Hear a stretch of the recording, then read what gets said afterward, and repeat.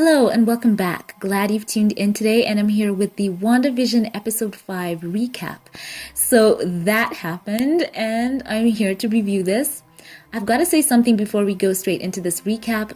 The Marvel Cinematic Universe has really done it again. They have been offering up a variety of episodes so far that have been quirky, that have been very age-centric and so faithful to that time, by the way, full of, unique humor and performances. But this one really just rose above them all, and we have got to get into this. So this is going to be a fantastic episode. Let's get straight into this review. So now, we remember that Vision has been kind of suspecting that there's something going on. There has been a few glitches in the Matrix, if I can so say, and he thinks that Wanda somehow has something to do with this.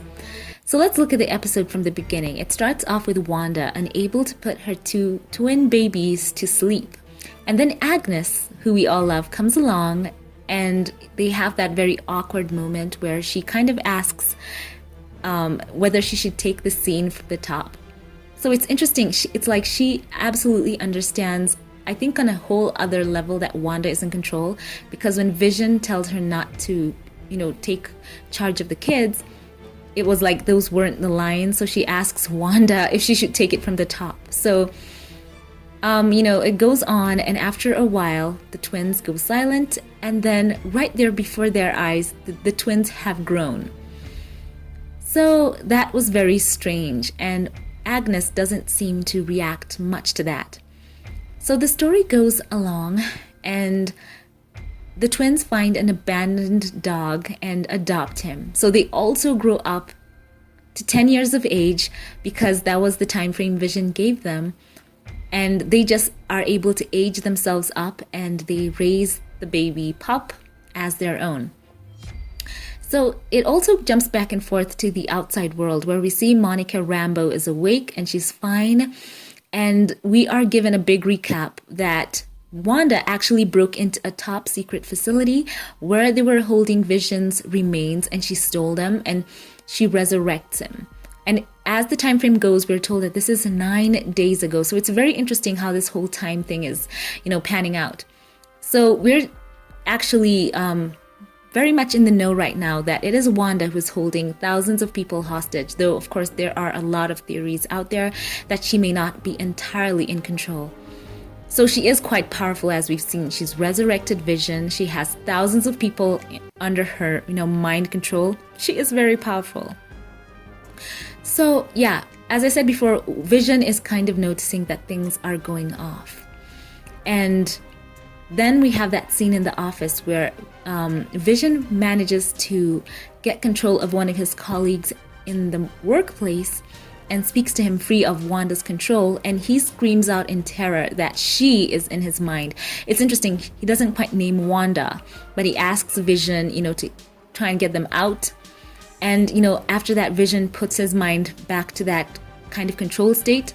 And, you're always wondering what's going to happen with that. So it cuts back to Wanda and the twins, who, after a huge exchange outside, as the Sword people tried to take Wanda out, she goes out and has this huge standoff that is so reminiscent of Magneto in the X-Men. How he was able to turn the missiles back on some of the government agencies.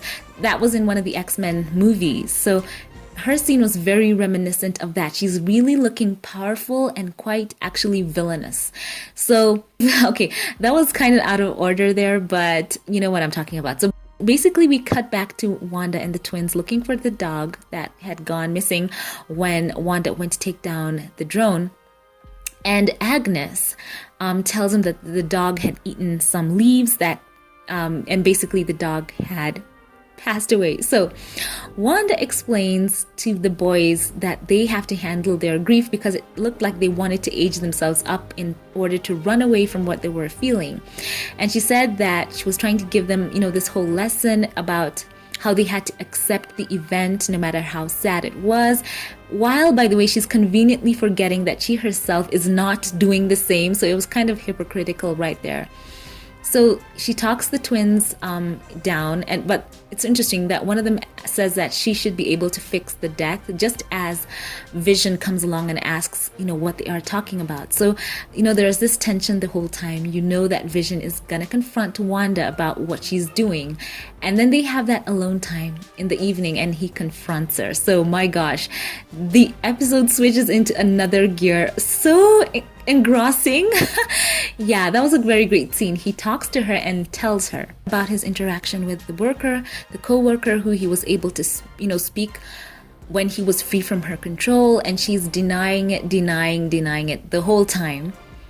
And they have this moment where you think they're gonna have this big standoff, because he's in the air midway, he's off the ground, and so is she, and she's all powered up, and he tells her that he can't remember who he is, and she's trying to tell him that he is her husband and the father of her twins, and that should be enough for him.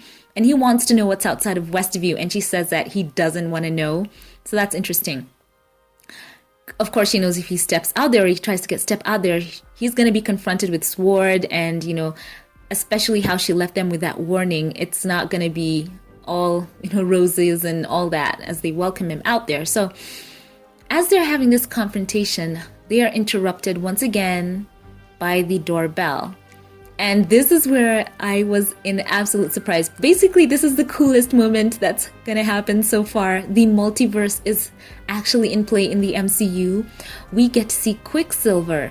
And as you see him from the back, you think it's gonna be Aaron Taylor Johnson's version, but it turns out to be Quicksilver. And no, not the version from the Avengers movies, but from the X-Men movies. So yes, I think that we have the first official mutant in the MCU now. I think there was a time when Wanda spoke to Vision in one of the Avengers movies, and she didn't exactly call herself a mutant, but this is the official first X-Men mutant right now here in the MCU. So it does leave a lot of doors open. What is going to happen?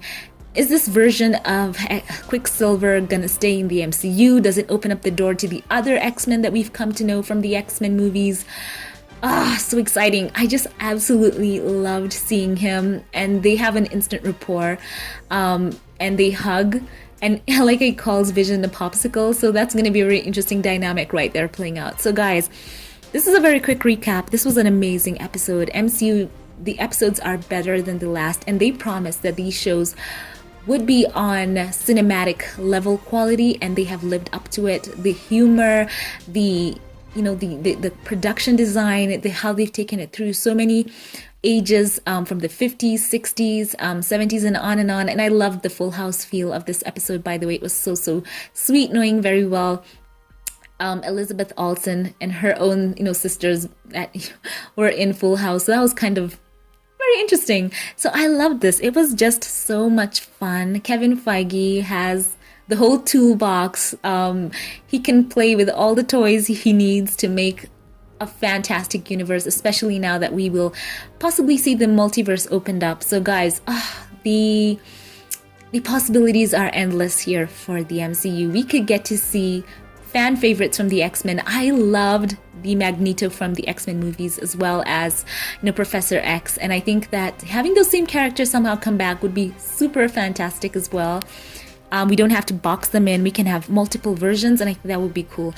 So Wanda is serious. She doesn't want anyone interfering in her fantasy world. So let's see how this plays out in the next episode. So this was a quick update. I'm glad to share this with you. MCU fans, now share your thoughts with me in the comment section. Before we log off, I would like to give a special thank you to one of my Patreon supporters. Thank you to you, Bunny. Thank you for choosing to support my channel. I love you so much. And I appreciate all of my Patreon supporters. Your support for my channel, you believing in me, it really does warm my heart, and I love you and pray for you all the time. So thank you for watching. All my subscribers as well, those who like, comment, share, I appreciate you all. Once again, leave your thoughts below, and I will catch you in the next one. Thank you for watching. Have a blessed one.